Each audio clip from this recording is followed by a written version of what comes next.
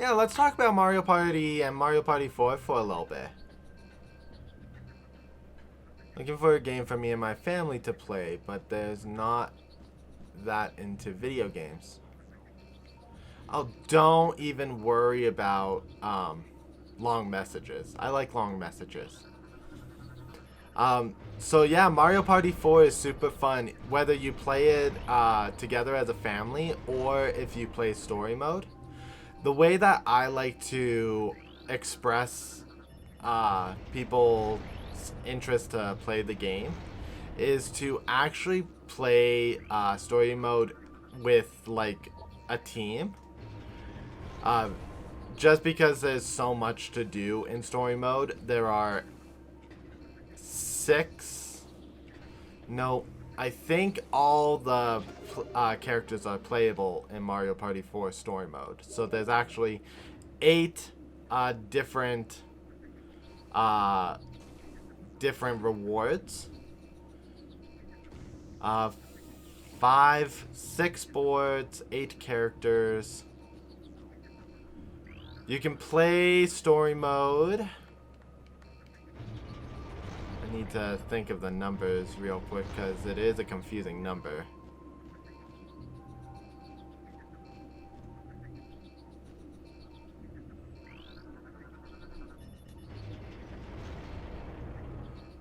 Oh, that was the wrong way.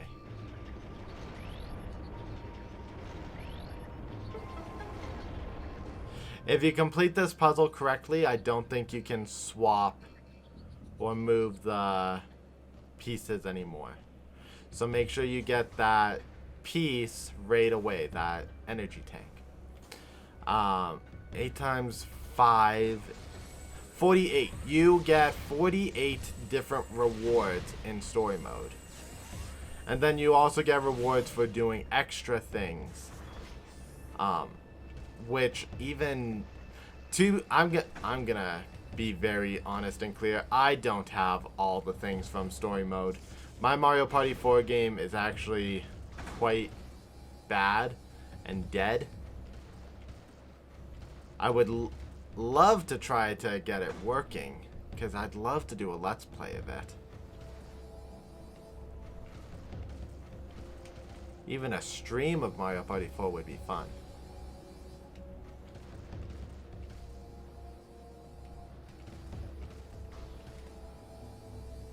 Ooh, that was dangerous.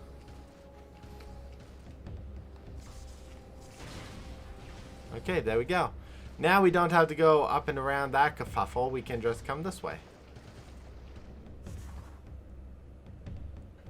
Missile blast door. My favorite character to play in all the Mario Party games so far has always been Daisy. I've only tried 2v2 mode where my mom and I were up against bots, so this is fun to hear about. Yeah, like, play story mode with your mom, because you have to play all 6 boards. So you could play it as taking turns per board. You could play together where each turn you swap the controllers, so you kind of have to strategize together. There's multiple ways to play a single player game like that together with teams. Also, my got off track because I got distracted by seeing just how bare my face is without my beard. I shouldn't have shaved it. The Dark Hunter teleports into the base at will. Our security has proven next to useless against her. Her latest raid was disastrous. Not only did we lose more Phazon to her, but she also crippled the stealth field generator with her strange new weapons. We are exposed. Until the replacement generator arrives, we will be vulnerable to scans and detection. Our presence here is still minimal. Should the Federation find us, we will be unable to defend our position. Fortunately, Aether is on the fringe of Federation space. With luck, we will have a stealth field back in effect before being detected. I thought story mode was for one player. I guess I should have expected it was for more people. After all this... No, story mode is for one player, but you are a... I recommend always playing together with teams because, like, using the same controller. Just because playing for so long against the same CPUs on all 6 boards, and that's just for one character, and doing it 8 times, it sometimes gets a bit tedious. So that's why I recommend play with a friend and find a way to make it fun for both of you. Oh. No! I need to read that. Oh. Never mind, I did read it. I'm a dumb. In addition, story mode is also the only way to get the special story mode minigames.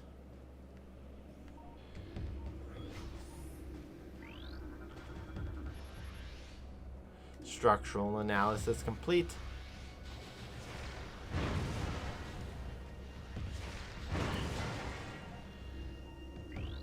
Now, what is this? Seek an alternate method to access. Do I just... Oh, there we go.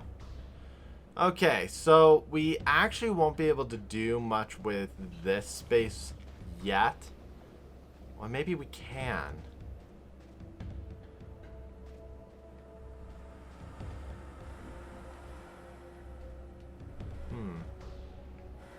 No.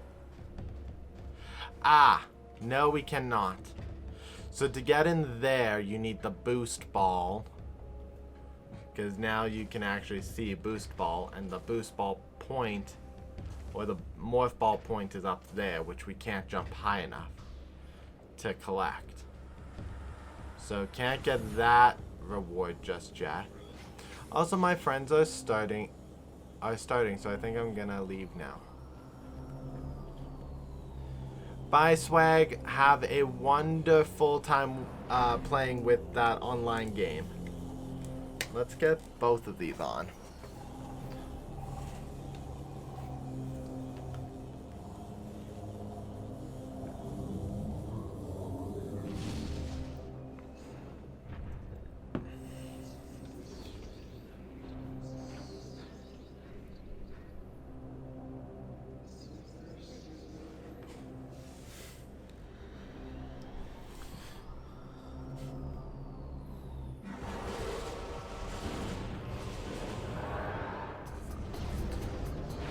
So we are facing off right now with Dark Samus. Make sure you get scan at the ready and scan, because there's actually multiple Dark Samuses based on this description, Dark Samus 1. After that, you can just start to shoot. Dark Samus is basically just a stronger standard enemy.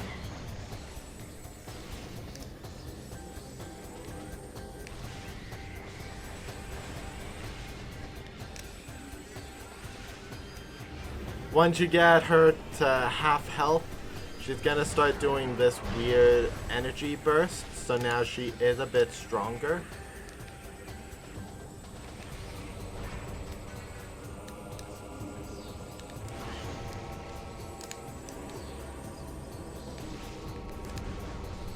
She'll have this new attack, which will ram through objects.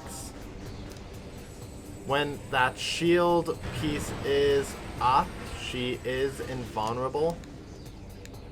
I always find this part to be harder to deal with. So maybe what I'm gonna start doing is just missiling her once I get a lock on.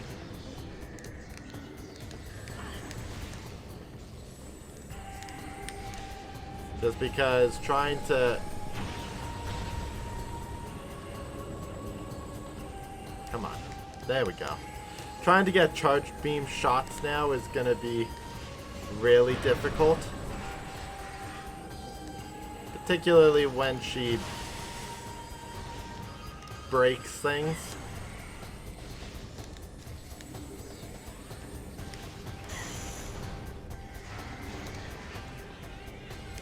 Her shield will reflect all attacks, and also there are better weapons that we'll get to deal with her later.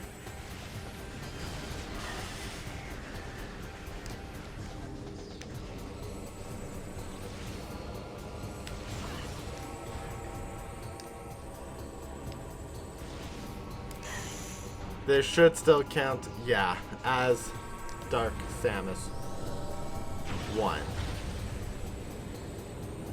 Wait for the shield to come off.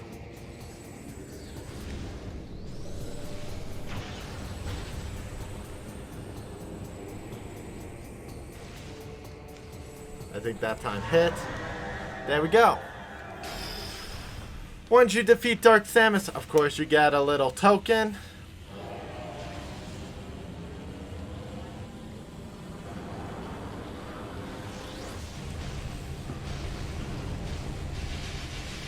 And if there were any remaining cages, pillars, that blast is supposed to take care of it.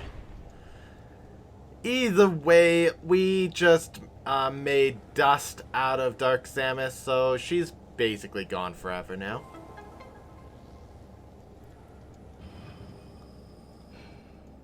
This elevator comes down. Get back into scan mode. We don't have spider balls, so we don't have to worry about spider ball tracks for research just yet. Come on. I don't think... Oh, Phazon does come as research.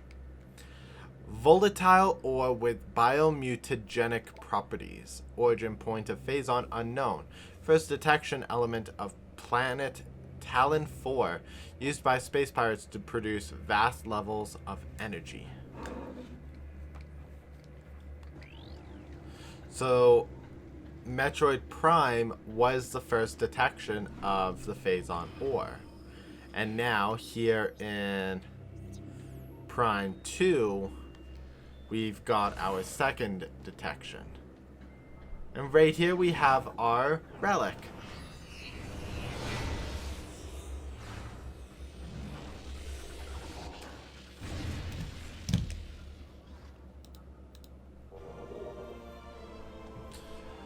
The goal of today is to get to the end of Metroid of Aegon Wastes.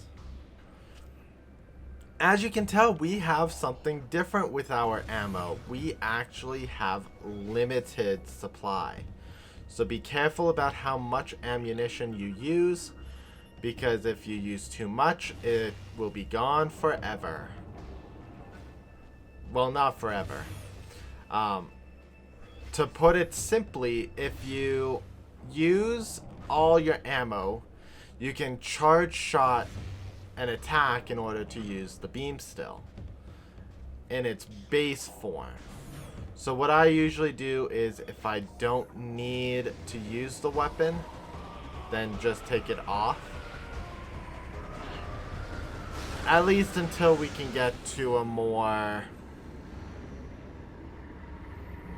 destructive state.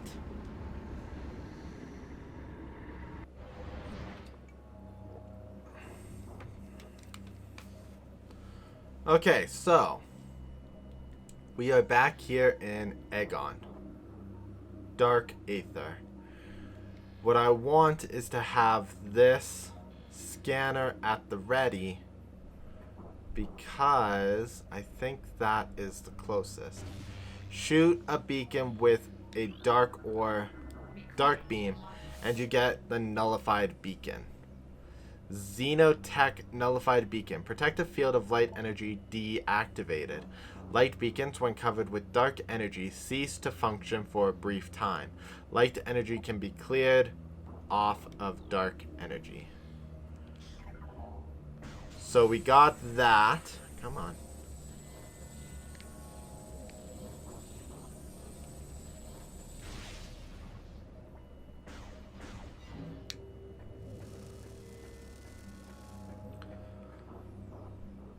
So we got that with our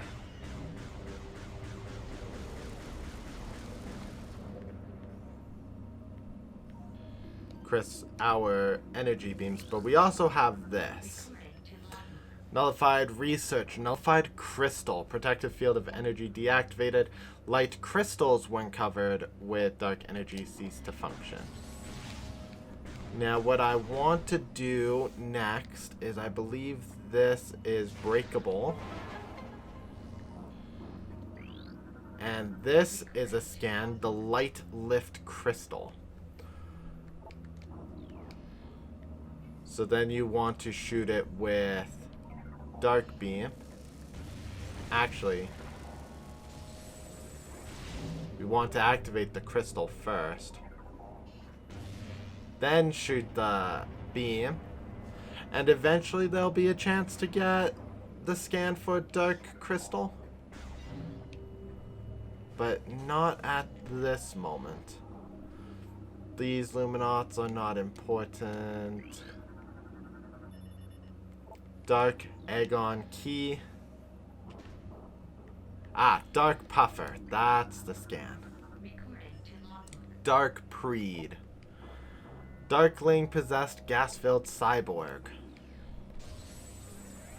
So break that.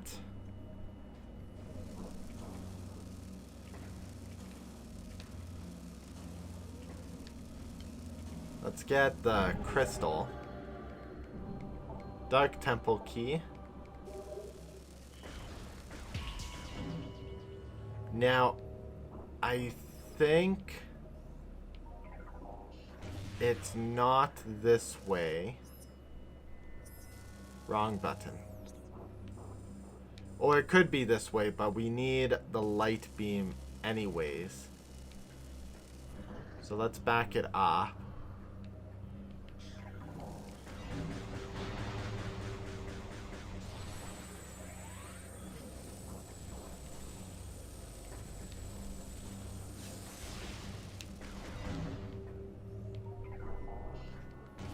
Got the dark beam at the ready.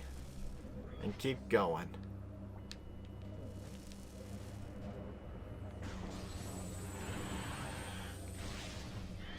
This is a very confined space. I don't recommend using dark beam weapons.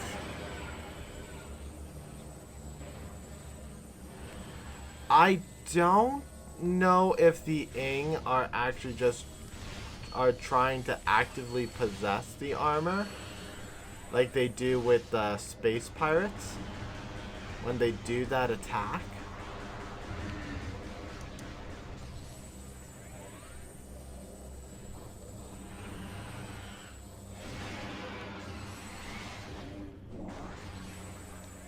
I am normally always in a safe field whenever they do it, so I don't know if there's some sort of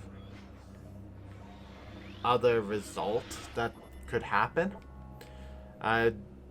Denzium. We need power bombs for that weapon. Oh look, Inglings.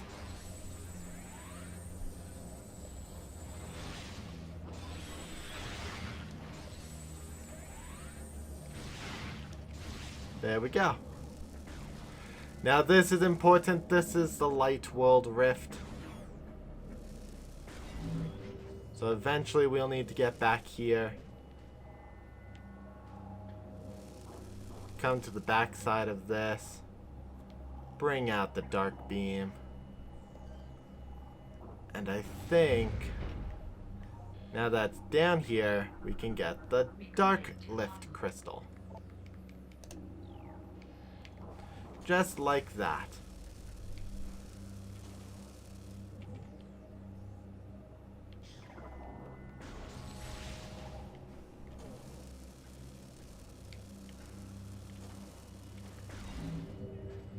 Now, blast the door and let's get into this safe area.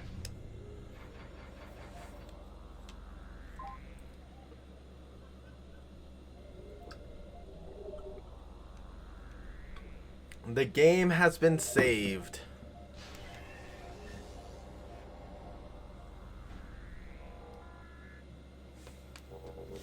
Okay. Let's see if these Luminauts have anything. They do not. So let's keep going. Next room. Morph ball room.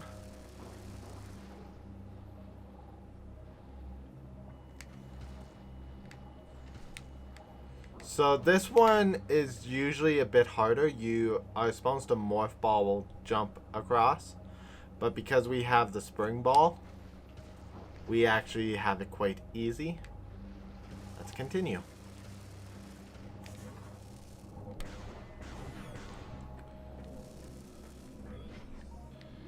Okay.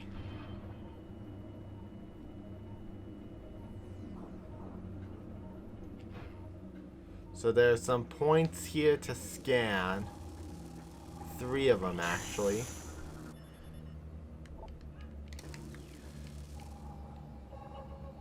And each time, it will do this cutscene, I think. I think it does it each time. It does get annoying.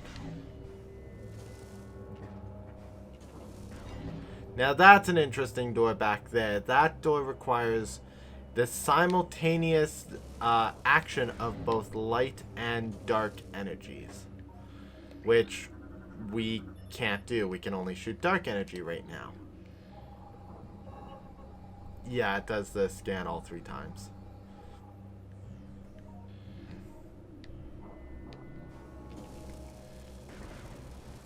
And the last one is back there.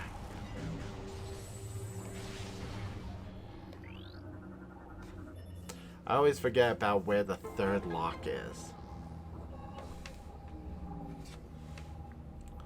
But fortunately, we got all 3 locks. Now, with the 3rd lock, later on this room does become a little bit harder. Actually, what I thought was Luminoth, I think are just space pirates. I think the space pirates are dying in this room. Those are out of range. There we go. The Inkclaw. Target surrounded by impenetrable shell.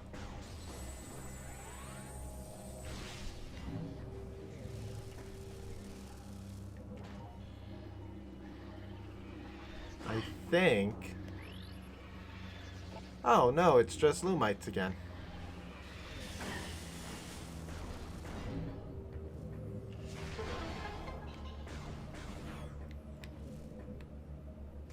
I don't think I heard any key expansion sounds in there. I will eventually come back to these areas to deal with special items and expansions, but not with this current suit. I want a particular suit upgrade first. Okay, I do have the night barbs. I want to get up there, and to get up there, I need to figure out where these crystals are.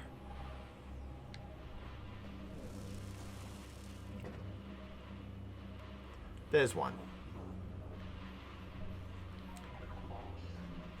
Dark beam. Ow.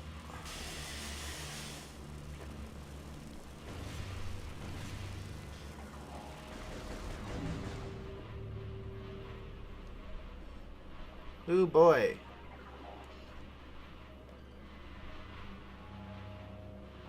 Crystal.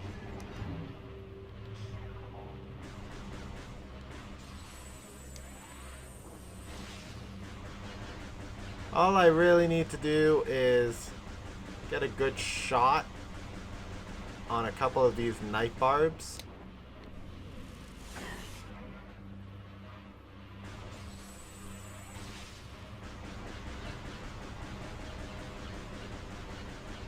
I think I got the most of them there.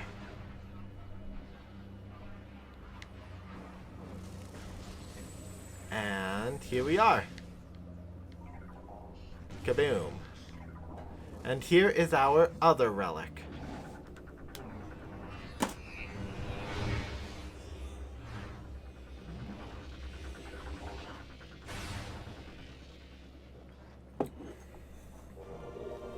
Light beam acquired.